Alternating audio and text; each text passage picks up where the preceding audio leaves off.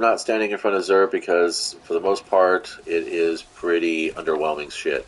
The two-tailed foxes he is selling at, in case you haven't picked that weapon up yet. Again, like everything else, I really don't recommend any of the exotics that he has for the Titan, the Hunter, or the Warlock. First of all, you know, I mean, well, the feedback fences are pretty good for the Titan, but it's a 60 something stat roll. It's like 63. I'm playing at the level right now where if I don't see 65 as a common stat with a focus on mobility and intellect, I mean, mobility and strength, I'm pretty much not going to bother with it. Um, the Dead Man's Tail has got fourth times triple tap, and the Hawkmoon has opening shot, which are good stats, good masterworks for them. Um, and The legendary Hunter armor, I don't have the other two classes, so I couldn't say for sure, but I'm pretty sure they're the same across them both. Is very underwhelming. Like a 63 was like the highest thing they had, but again, none of the rolls are actually uh, within any kind of valuable, just didn't seem like it was worth it. Yes, he is at the tower still. He was there last week, I believe. But in any case, yeah, so he's at the tower. You want to go check him out? You want to take a gamble on the exotic? I did. I got a 6 coyote. Thank you very much. Goodbye. The Wormhusk crown might be something good for somebody out there who's, focusing on that style of hunter build. I am not, so I did not pick it up. But I did roll, like I said, on the exotic engram. It's always good to fun to do that, especially if you got the legendary shards to do it. Other than that, I'd say, yeah, that's Xur. And we're talking about factions and factoring them into the game. Back in Destiny 1, each of the factions had some very clear motivations.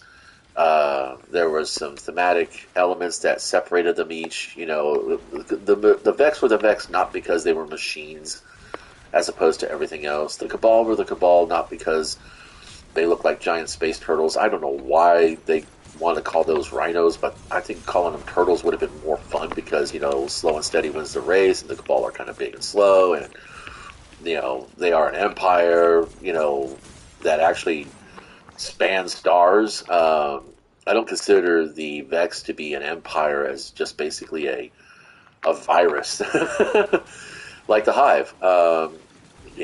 So yeah, and then you had the Hive, which were your little, necro dorks over there trying to make everything dead, filtering out. Because, well, see, that's the funny thing, too. Even in Destiny 1, the Vex and the Hive kind of had some similarities that were a little bit obvious. Blah, blah, blah, blah, blah, blah, blah, blah, blah, blah. No, the Vex and the Hive were a little bit samey. Uh, the Vex were all about turning everything into a machine, even a blade of grass. Even though it looked like a blade of grass, it functioned like a blade of grass. It was at its very core metal and made of a machine. Come on. What is an organism itself but not a machine? What is machinery but the emulation of organisms? We're not going to get into that debate. But the point being is that the Vex wanted to turn anything that didn't fit the pattern. Now, here's the key: anything that didn't fit the pattern, whatever that pattern was, it was never clearly identified, was converted or deleted. And if it was converted into a Vex operated machine of a kind. And if it couldn't be converted or conversion was not a solution, then it was deleted. And apparently, all memory of its existence is pulled away from all over existence. And I'm like, that's kind of crazy. It's kind of like what the Drifter says when you play Gambit. If the Warlock's always saying that if the Vex truly had time travel, they would have won already. Who's to say they didn't? Back in the Ishtar Collective days, meaning that was the running, conspiracy theories in the game. Everybody was saying that, this game is really just an elaborate Vex simulation trying to figure out their best possible way to win or to convert the entire galaxy, but that's been disproved in so many different words from Praetus when we did the original Stranger's Rifle mission in Destiny 1, where he talks about how, the Vex are all about a pattern. and if it doesn't fit the pattern and it can't be converted, it's cut away. And I'm like, that's kind of like what the Hive are all about. The Hive are all about a single pattern, a final pattern, though, a final form. And instead of removing it, they want to convert it all to that form. This state of heat death in the universe that cosmologists are always talking about, and people like to trope on, is what the Hive are all about. They know that at the end there will be nothing. It'll all be entropy. Um, there will be no more forces available or something like that. The universe will basically be a dead neutral state of non-existence, I guess, or whatever. Um, and that's what the Hive are all about. And when you think about it, the Hive and the Vex pretty much want the same thing. They want everything to be them. Well, pretty much all the factions, except for the Fallen, want everything to be them. Humans don't want everything to be them either. But, yeah, so the Hive and the Vex and the Cabal want everything under one empire, and they want the glory of the Cabal Empire to be known. The Hive, just pushing the sword logic as fast and as hard as they can, whereas the Vex seem to be more passively operating in the background with this idea. Um, it's intriguing that the parallel between the Vex and the Vex and the Hive do have a long history with each other too, because you have that whole scenario on the Dreadnought, yeah, the Dreadnought, that where the Vex had simulated Oryx and even simulated one of their own minds so they could best understand the Hive, because they were trying to figure out, well, what's different with the Hive? Why not incorporate the Hive? How could we do that?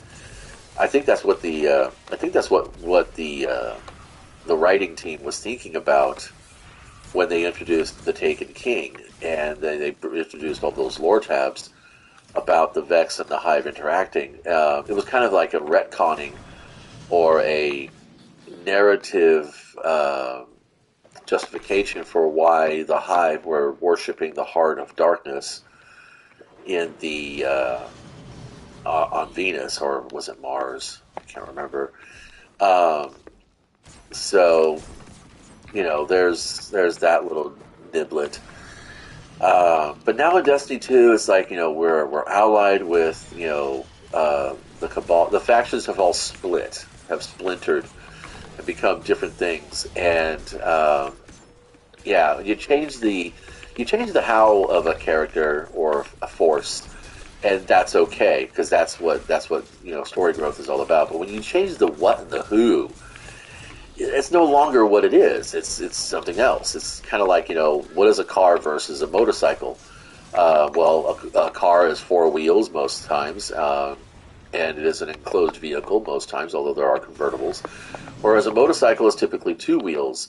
Somewhere between the two of those, you have a tricycle or an ATV. Cars will have larger payloads most times. Motorcycles don't. Motorcycles can have a sidecar, and there are two-seater cars as well. They're called coupes. Um, but both of them are the who and the what are pretty much the same with cars and motorcycles. It's the how that can change between them. How is a car a car? It was a combustible engine, but now a car can also have an electronic engine. Some cars are even pedal driven, which is ridiculous, but it's the truth. So when you think about that in terms of character factions, whether they be protagonists or antagonists or deuterogamists. Oh, I got another deep site resonance. Is it a pattern? No, pattern cannot be extracted. That's a shame. Let's try to get a key at least, okay, kids? Yay, we got a key. But I'm still going to go ahead and check the chests, because sometimes you can get a pattern out of them. So I did 2 Dares to Eternity. I've done 2 containments. I guess the next things to do would be the expeditions. Do 2 catch crashes. I've already gotten the catch crashes done for the week. So I guess we could just do 2 more. Well, that's the thing, is that there are limits. Um, that's the other thing too that I've noticed was different. I don't know if it was just me or maybe I'm not remembering it properly, but it seemed to be that back in Destiny 1, you did a thing for the first time in the week, you were almost guaranteed to get best rolls possible, or the best level possible. Oh, I only had one chest open this time? Or maybe I'm missing something.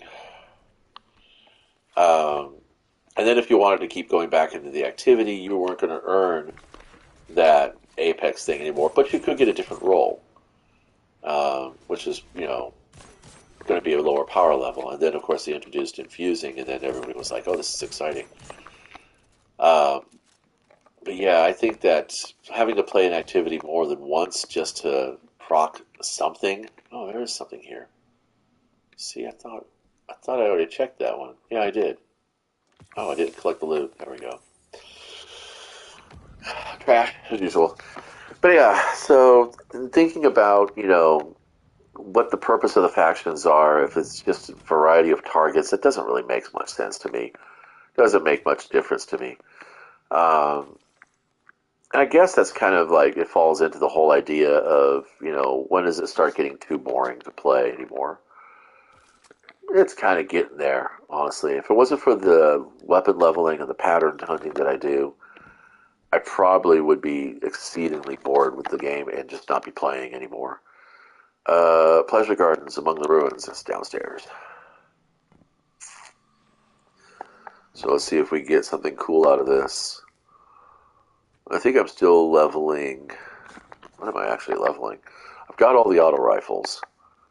Um, yeah, I've gotten all the auto rifles. I've gotten all the bows.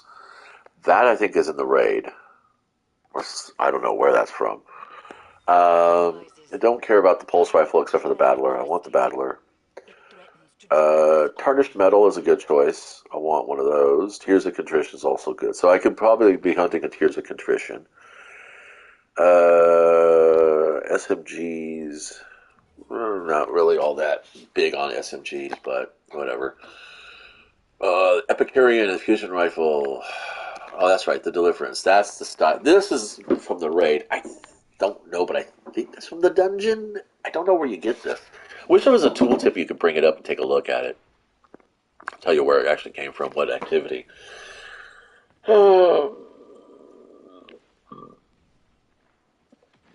This one actually tells you. That's cool.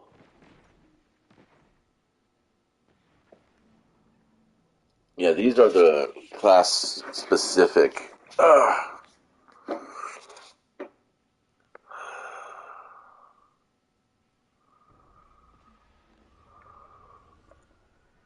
Yeah, these are the class specific ones.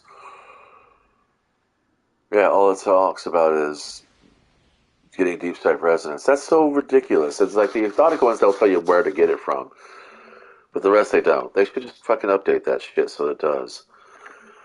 Without Remorse is actually a pretty good shotgun.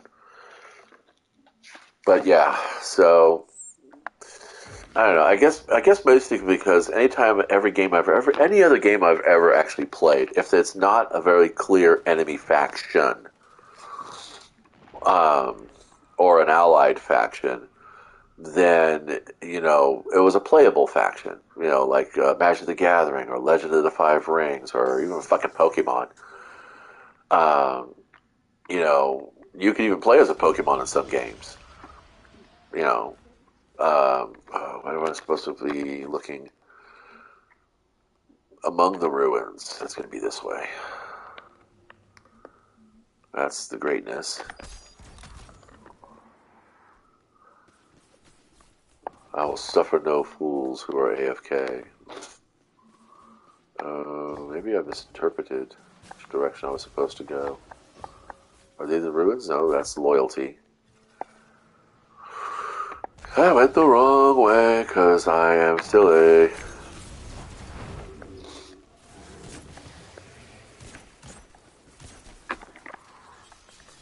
These are my ruins. And we got... Oh, God. Deep Sight Resonance, but come on, really? It went through his legs, didn't it? Ooh, pinata. Pinata, pinata. Oh, that's right. I forgot. This thing has lasting impression on it. Sorry. Ah. I haven't played with my Ragnold in forever. This is a leveler that I'm doing. Super kill. You're so killy.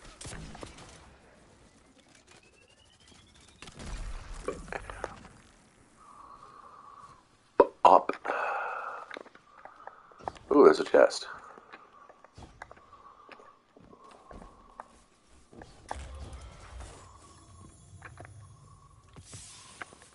Bummer.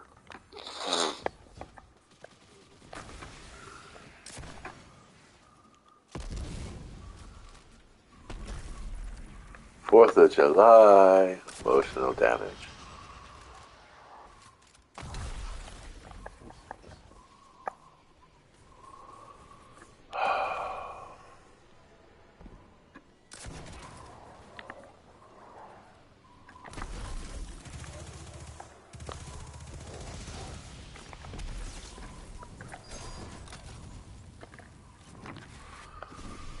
That's why I don't like. That's why I don't like these SMGs because they're slow on the load. Pretty much every single one of them. It's like they're like a last minute. It's kind of like the sarcasm that warlocks have about hunters throwing knives. A hunter who throws his knife first is cocky. The hunter who throws his knife last is desperate. It's like you don't get a good choice, you know? Well, I throw my knife as either one. I'm not throwing it because I'm cocky. I'm either trying to soften up the target or stagger them or something because, reasons. This guy is glitching. I hope you're not lag switching down here, dude. That'd be embarrassing.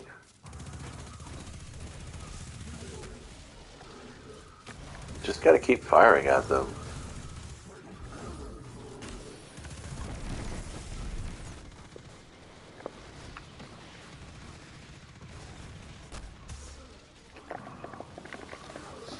Don't waste the DPS trying to rest me, please. Oh, give me a break. Wow, really? What the fuck? Great. And I missed the last kill? Does that mean I don't get credit? Oh, cool, I got credit. Yay, another key. This is probably going to go upstairs, right? Royal pools among stately columns. Exit.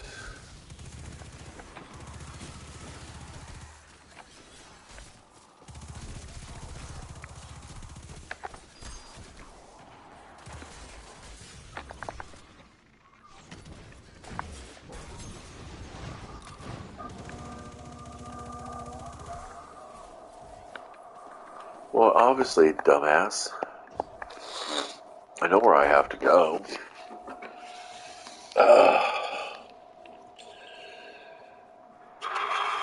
Yeah, I just kind of like gave up on that thought. Trying to think about the factions and trying to rationalize why we decided that it was okay to fucking make everybody the same for the most part. That's like the reason why I got bored playing with the Taken and the Scorn. Because, like, really? It's just hive shaped this or hive shaped that. I mean, I miss that. I miss it when the Vex was like truly the threat. Now it's just all this gunk. It's like every hero story of of a fantasy nature, whether it be science fiction or medieval, style fantasies, middle age style fantasies, or whatever they want to call them. Back in the time when I was younger, fantasy meant like swords and sorceries. And sci-fi was robots and lasers. Oh, well, you made it, but you didn't want to give it. Oh, stuff. Whatever. Oh, wait. Stately columns. Duh. Uh, yeah, garbage. Okay, yeah, we're done here. But anyway, yeah, the factions are boring. We need to change them up. We need to get them back to what they used to be. We need to get rid of some of these other idiots that just don't need really to be in the game anymore. They don't need to be here anymore. And I'm hoping that the next iteration of Destiny will allow us to play, you know, Lightbearer Hive or Lightbearer. I mean, I don't know, but it's going to matter. It's like the same argument people have with Magic the Gathering. You know, green does everything everybody else does. So why are we playing anything but green? That kind of argument. It's like Space Marines do everything better than everybody else, so why not play nothing but Space Marines? And there are true. It's true. I've actually been in tournaments where I was like one person playing the Tau opposite the other person who was playing the Necrons, and everybody else was playing some form of Space Marine, which all pretty much kind of made no difference. I mean, a Blood Angel, you know, company does just as good a melee as a Space Wolf company or as a Flesh Terror, company or anything else. It's like, and I think that's why I stopped playing 40k, because it didn't matter. You know, whatever army you played, there was nothing really that unique about it, and they've nerfed the Tau's, you know, targeting abilities to the point where it's kind of like, why are you bothering even playing the Tau? I mean, they're never going to be better than the Space Marines because that's the poster boys of GW's product. I mean, and let's be honest, I mean, Games Workshop writes rules to sell minis. Everything's driven around the miniature sales. They don't really want a competitive game. They don't want a game that's going to, you know, grow and evolve. They change the additions because that's expected. But new additions mean new minis, and new minis mean better sales. I mean, that's why, you know, their rule books, technically, you can get the whole rules for free. The basic rules, you can get them for free, but the models are going to cost you something like, you know, $120. It's like, it's almost like a free-to-play scam.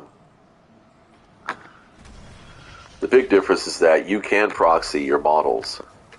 I've actually played with paper proxies when I first started playing Tyranids. I just made some chits to represent the Tyranids, and I just assumed line of sight, you know, based upon normal body sizes.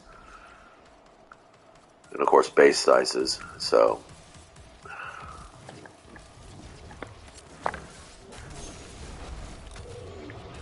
I'm here just to get the loot. Anything? Yep. 3 rares in a row, we're done.